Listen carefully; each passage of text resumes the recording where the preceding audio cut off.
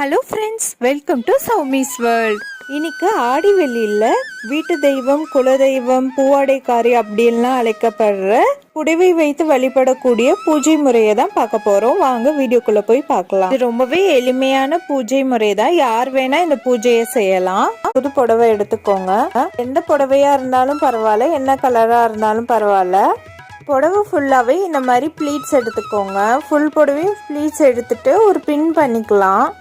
பின் பண்ணாமல் கூட நீங்கள் அப்படியே எடுத்து சுருட்டிக்கலாம். இருந்தாலும் இந்த பின் பண்ணிட்டோன்னா இன்னும் நமக்கு கொஞ்சம் ஈஸியாக இருக்குங்கிறதுக்காக நான் இப்போ பின் பண்ணிக்கிறேன்.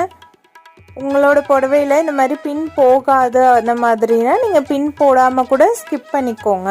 நமக்கு ரொம்ப பர்ஃபெக்டாக தேவையில்லைங்கிறதுனால நான் இன்னொரு பக்கம் ப்ளீட்ஸ் எடுக்கல. இந்த ப்ளீட்ஸை ஓரளவுக்கு நல்லா ஆர்கனைஸ் பண்ணி அப்படியே வச்சிடுறேன்.